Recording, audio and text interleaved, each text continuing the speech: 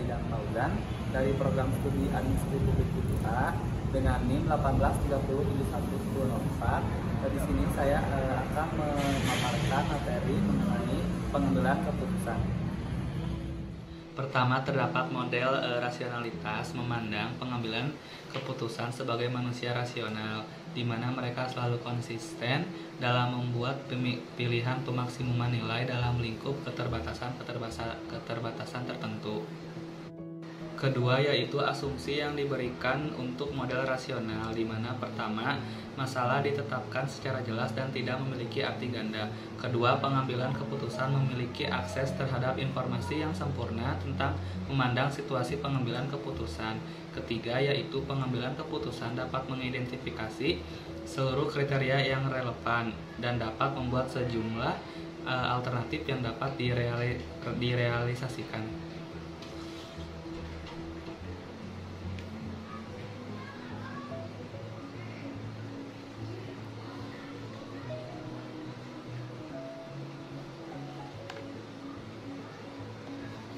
Selanjutnya yaitu kriteria pengambilan keputusan yang bersifat khusus bernilai konstan sehingga bobot kepentingannya konstan sepanjang waktu. Kemudian pengambilan keputusan akan memilih alternatif solusi yang akan menghasilkan nilai keputusan yang tinggi.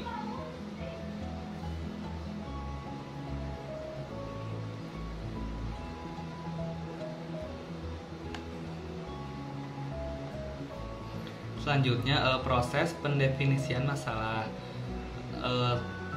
Poin pertama, terdapat pastikan tujuan dengan menjawab pertanyaan apa, mengapa, dan bagaimana tujuan yang hendak diraih. Kemudian kedua, isolasikan dan identifikasikan masalah, bukan gejala masalah. Yang ketiga yaitu tentukan bobot masalah, apakah ringan, sedang, berat, atau tidak penting, kurang penting, hingga yang terpenting. Materi kedua yaitu pohon keputusan. Pohon keputusan merupakan suatu diagram yang cukup sederhana yang menunjukkan suatu proses untuk mencari masalah-masalah yang dihadapinya.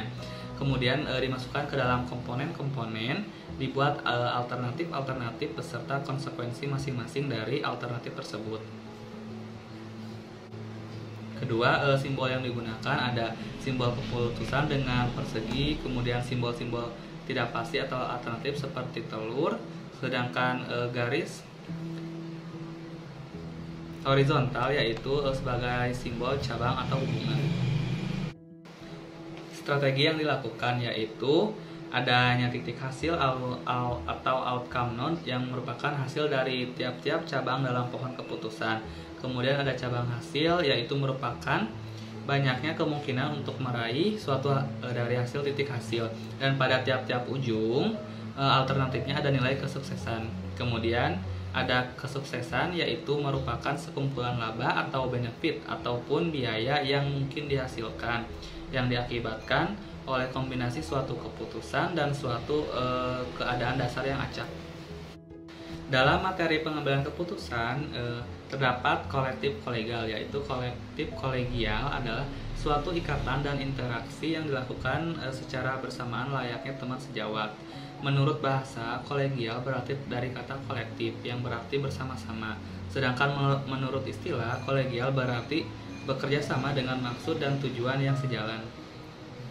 Kemudian kepemimpinan kolektif sebagai proses kepemimpinan kolaboratif yang saling menguntungkan, yang memungkinkan seluruh elemen sebuah institusi turut ambil bagian dalam membangun sebuah kepastian yang mengakomodasi tujuan bersama.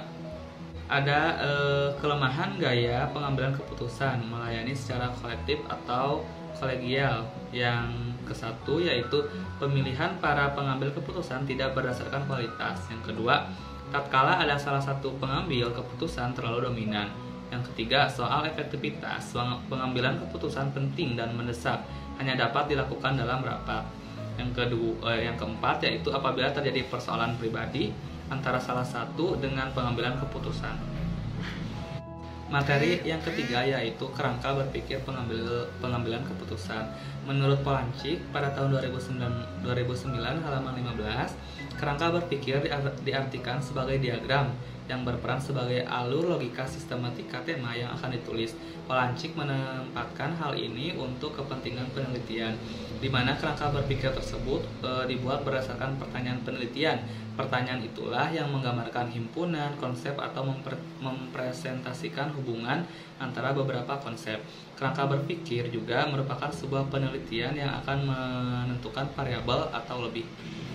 Kemudian terdapat cara membuat kerangka berpikir. Yang pertama, membuat variabel, mengumpulkan referensi, mendeskripsikan penelitian, pembahasan teori, membuat kesimpulan, dan analisis kerangka berpikir. Untuk manfaat kerangka berpikir sendiri yaitu memiliki manfaat adanya membantu peneliti untuk menempatkan penelitian. Selain itu juga membantu penelitian dalam menguji rumusan masalah. Padahal kita tahu rumusan masalah tidak dapat diuji. Kita sebagai peneliti tidak tahu arah penelitiannya kemana. Setidaknya dalam hal ini dapat menjawab rumusan masalah tersebut sehingga peneliti lebih mudah dalam menguji rumusan masalah. Kemudian definisi pengambilan keputusan sendiri merupakan proses penting yang mempengaruhi perilaku individu yang sangat dipahami. Menurut Desmita pada tahun 2009 halaman 198 mendefinisikan bahwa pengambilan keputusan merupakan salah satu bentuk pembuatan kerangka berpikir dan hasil dari pembuatan itu yaitu sebuah keputusan.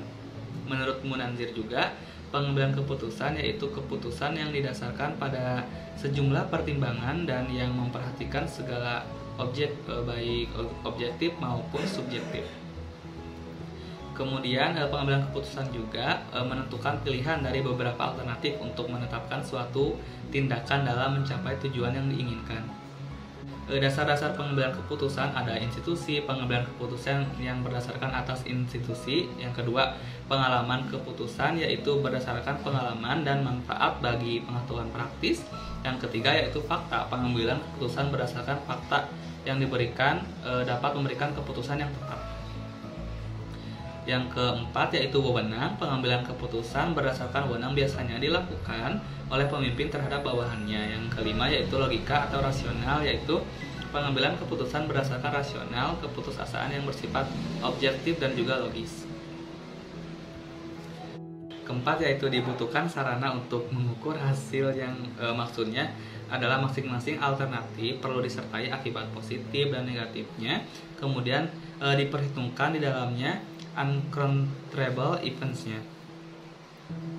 Kemudian kerangka berpikir pengambilan keputusan secara umum adalah seleksi dari dua atau lebih alternatif pilihan. Dengan kata lain, individu dalam membuat keputusan harus memiliki beberapa pilihan alternatif yang tersedia. Keputusan juga merupakan proses penelusuran masalah yang berawal dari latar belakang masalah, identifikasi masalah, hingga kepada terbentuknya kesimpulan atau rekomendasi.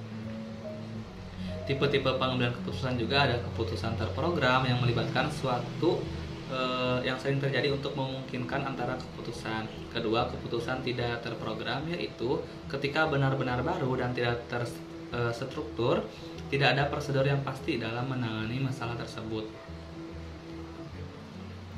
Proses pengambilan keputusan adalah penggambaran langkah-langkah yang dilakukan oleh seorang individu dalam membuat keputusan. Proses pengambilan keputusan ini memberikan penjelasan bahwa dalam pengambilan keputusan, faktor internal sangat berpengaruh dalam pengambilan keputusan seperti motivasi, persepsi, pembelajaran, kepribadian, dan juga sikap. Adapun tujuan pengambilan keputusan ini yaitu untuk mencapai tujuan organisasi itu sendiri, di mana harapan akan sebuah kegiatan dapat berjalan dengan lancar sehingga tujuan dapat tercapai dengan baik. Namun kerap kali terdapat hambatan di dalamnya, sehingga dalam memecahkan masalah ini diperlukan pengambilan keputusan yang dimaksudkan untuk memecahkan masalah tersebut. Tujuan pengambilan keputusan juga merupakan hasil yang menyangkut dengan lebih dari satu masalah. Artinya bahwa satu keputusan yang diambil itu sekaligus dua memecahkan masalah yang lebih bersifat kontradiktif. Adapun tahapan dalam pengambilan keputusan ada tahap identifikasi, yaitu pengambilan keputusan memahami masalah dan peluang yang membuat diagnosis. Yang kedua, tahapan pengembangan, yaitu pada tahap pengembangan pengambil keputusan mencari standar prosedur yang tersedia atau pemecahan masalah sebagai desain baru. Yang ketiga yaitu tahap pemilihan. Tahap pemilihan yaitu mengambil keputusan dapat memilih dengan menggunakan pandangan analisis logis, basis sistematis, atau basis bargain. Kemudian juga ada 6 langkah proses pengambilan keputusan, yaitu mengidentifikasi masalah, menganalisis masalah,